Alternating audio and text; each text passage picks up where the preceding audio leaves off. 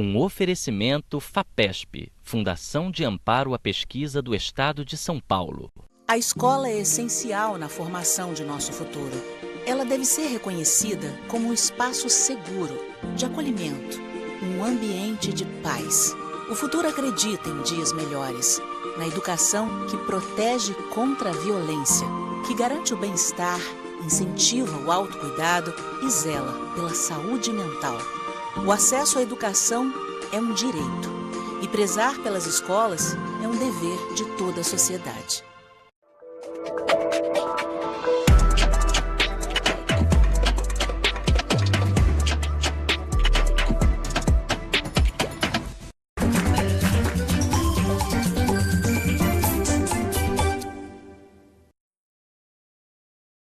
Atenção! Começa agora uma teleaula de Ciências do Ensino Fundamental. Você vai assistir a teleaula de número 45.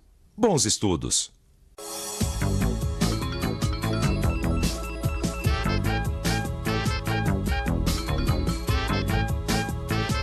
Nós já aprendemos em outras teleaulas que toda energia que a gente precisa vem dos nutrientes presentes nos alimentos, é o nosso combustível. Então tudo que a gente faz, estudar, jogar futebol, até cozinhar, precisa da energia que a gente tira dos alimentos. Oi, Maria. Oi. Cheirinho bom. Qual que é o cardápio de hoje? Ó, é uma comidinha bem caseira, viu? É?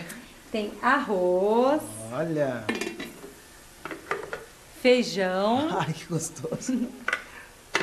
Que mais? Couve refogadinha. Olha, delícia. Fritas e bife que eu vou deixar pra fritar depois, senão esfria, né? É. Que tal? Gostou? Ah, uma delícia. É o que eu precisava pra me abastecer. Porque hoje eu vou ter um dia duro pela frente, viu? Pra chegar nesses alimentos que a gente come hoje, o homem teve que desenvolver várias técnicas de melhoramento de plantas e animais. E é justamente isso que a gente vai estudar na nossa teleaula de hoje. Vamos conhecer melhor como acontece a reprodução nos seres vivos e ver que numa mesma espécie existem algumas variedades diferentes decorrentes de mutações. Também vamos entender como o homem consegue melhorar a qualidade e a produtividade dos alimentos.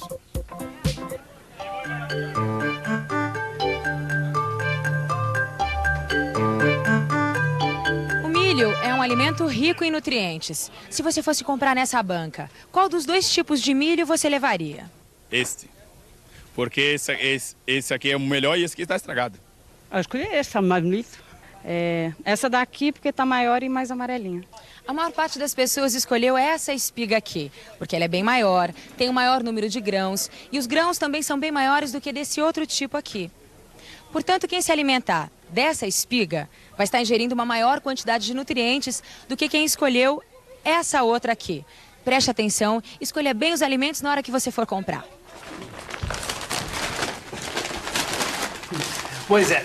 Hoje em dia, quando a gente precisa comprar comida, a gente vai numa feira livre, num supermercado, numa mercearia ou mesmo num açougue e escolhe os melhores produtos. Mas nem sempre foi tão fácil assim. O homem teve muito que aprender. Desde o aparecimento da espécie humana, uma das suas principais preocupações tem sido a alimentação. Há mais de 10 mil anos, os grupos humanos mudavam frequentemente o local de seus acampamentos em busca de alimentos. Nesta época, as pessoas se alimentavam principalmente de folhas, frutos e raízes que colhiam na natureza, e algumas espécies de animais que conseguiam caçar. A coisa mudou mais ou menos 10 mil anos atrás. As pessoas descobriram que ao invés de terem que ir atrás, elas poderiam ter alimento bem na sua porta, vegetais ou animais. Foi assim que nasceu a agricultura e a pecuária. A espécie humana começou a plantar e a criar animais. E as pessoas puderam se fixar num determinado lugar sem ter que ir de um lado para o outro atrás de comida. Opa, chegou. Opa, obrigado. Com esse prato eu vou ter energia para enfrentar bem o resto do meu dia. Sabe, Lineu, às vezes eu fico pensando, como será que os homens descobriram os alimentos, o que se come, como se planta, né? Bom, observando a natureza, né, Maria? Sabe como é que os nossos ancestrais faziam? Nem imagino. Eles comiam os frutos das plantas e jogavam os restos ali perto de onde eles moravam. Aí depois de um tempo eles começaram a perceber que vários vegetais parecidos com os que eles comeram começavam a nascer ali perto daquele lixão. Essas plantas novas tinham raiz, caule, folha, frutos. Aí eles começaram a ir experimentando e comendo as partes dessas novas plantas. Puxa, foi assim, mas deve ter demorado anos, né? Muitos anos. E como é que o homem começou a plantar? Vamos pensar um pouco? Vamos pensar um pouco. As sementes são aquelas estruturas que, ao germinarem, dão início ao desenvolvimento de uma nova planta. Então, essa planta será parecida com aquela que originou a semente, certo? Certo. Muito bem.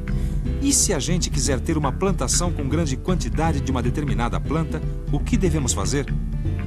Devemos semear a maior parte do solo com sementes dessas plantas que queremos obter. Isso mesmo. Mas a história não acaba aí, não. Os nossos ancestrais, eles descobriram que eles podiam melhorar os alimentos. Como assim melhorar os alimentos? Com técnicas de agricultura e de pecuária que eles desenvolveram observando a própria natureza. Ó, nesse prato aqui, por exemplo, tem arroz, feijão, couve, bife e batata. São todos alimentos que foram melhorados pelo homem. Para entendermos o que é melhorar alimentos, vamos voltar às espigas do início da aula. Bom, por que elas são tão diferentes se as duas pertencem à mesma espécie vegetal, o milho? Bom, essas diferenças podem ser explicadas pelas mutações. Você se lembra? Geralmente os filhos nascem parecidos com os pais, mas algumas vezes podem nascer indivíduos com características novas que não estavam presentes em seus pais. Isto faz com que se aumente a variação dentro de uma mesma espécie. É por isso que nós encontramos espigas tão diferentes. São duas espigas de variedades diferentes, mas são variedades da mesma espécie. Na verdade, o milho que nós encontramos hoje é diferente do milho que era cultivado pelos primeiros agricultores. Naquela época, o milho era mais parecido com essa espiga aqui, olha. Eram pequenas as espigas e com grãos pequenos e duros. Pois é, o homem não se limitou a ter o alimento próximo ao local onde vivia, não. Aprendeu também a selecionar entre as variedades existentes aquelas que ele mais gostava. Pensou assim: bom, se posso produzir alimentos melhores e mais nutritivos, por que não fazê-lo? E por que não? Mas para isso teve que entender melhor como acontece a reprodução das plantas e dos animais. Bom, então, primeiro o homem teve que conhecer os órgãos reprodutivos de cada um. Sim. Na planta, por exemplo, como é que é? A planta tem o órgão reprodutivo masculino e o órgão reprodutivo feminino.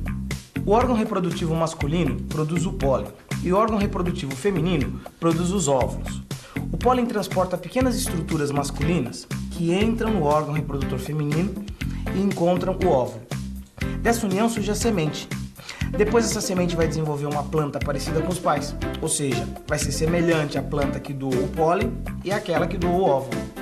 Bom, pensando bem que o ser humano não é muito diferente, né? Porque tem o pai, tem a mãe, e o neném sempre nasce assim, parecido um pouquinho com a mãe, um pouquinho com o pai, não é? É, nos animais também é assim.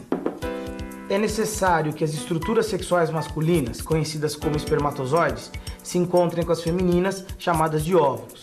A partir dessa união, vão se formar os filhos dos animais.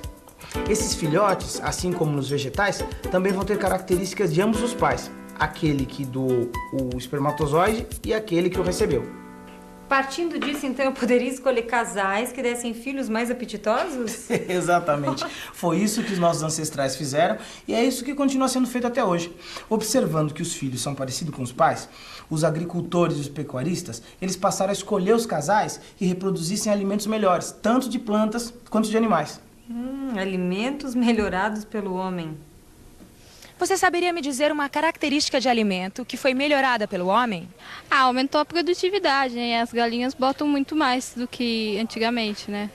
Hoje eu acho que cada laranja produz mais suco. Eu acho que hoje as frutas são muito mais resistentes aos insetos. Escolhendo as características animais e vegetais que eram mais úteis para o ser humano, os agricultores e pecuaristas conseguiram produzir alimentos melhores para o consumo. Então, Maria, durante anos, o homem só tem permitido a reprodução dos animais e das plantas que sejam atraentes para o consumo da gente. Assim, os seus filhos vão ter características atraentes e saborosas, certo? Certíssimo. Deixa eu te falar, inteligente essa história aí de melhoramento de alimentos, né?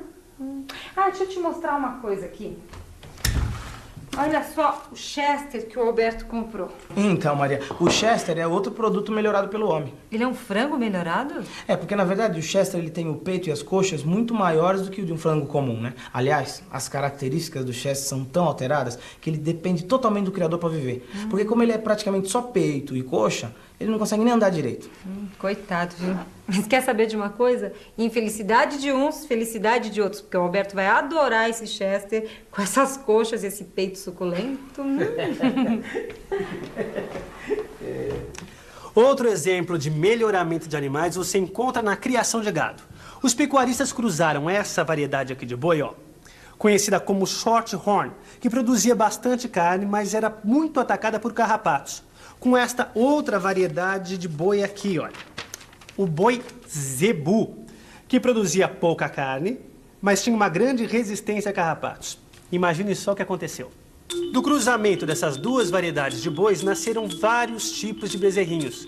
Bezerros que produziam bastante carne, mas eram muito atacados pelos carrapatos. Bezerros que eram resistentes a carrapatos, mas que produziam pouca carne. Outros que nem produziam carne, nem eram resistentes a carrapatos. E um tipo que produzia muita carne e era resistente a carrapatos. Qual você escolheria para criar? Sem dúvida, esse último tipo é muito mais interessante para o consumo humano. Então, o que os pecuaristas fizeram? Passaram a usar para a reprodução nos currais apenas animais desse tipo. Sabe o que aconteceu? Depois de algumas gerações, acabou surgindo uma nova variedade de boi, a Santa Gertrudes, que além de uma grande produção de carne, é muito resistente aos carrapatos.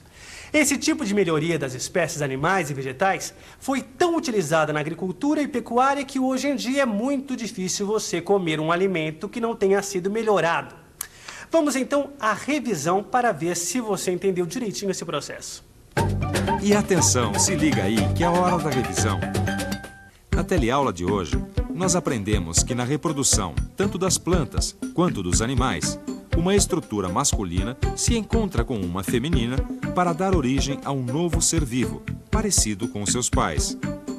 Vimos também que existem variedades dentro de uma mesma espécie e que essa variedade aumenta quando nascem indivíduos com características novas, ausentes nos seus pais. Vimos ainda como os primeiros agricultores e pecuaristas começaram a escolher as variedades de maior valor alimentício para o ser humano. E como foram, através de cruzamentos, selecionando variedades com as características desejadas, aumentando a qualidade e a produtividade dos alimentos. Não é interessante ver como o homem, observando a natureza, aprendeu o suficiente para domesticar plantas e animais? Pense nisso e até nossa próxima teleaula com assuntos super interessantes. Tchau!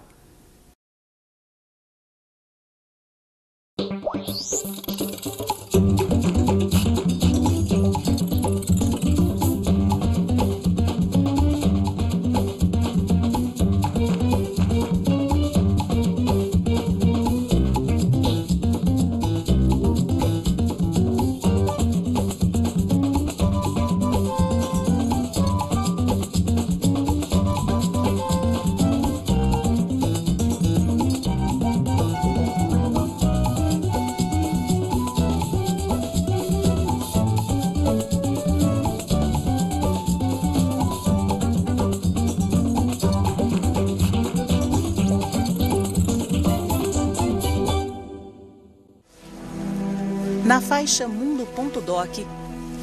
Quando você sai, você diz assim para o mundo, para todo mundo, para as pessoas, olha, eu sou isso, eu sou essa pessoa.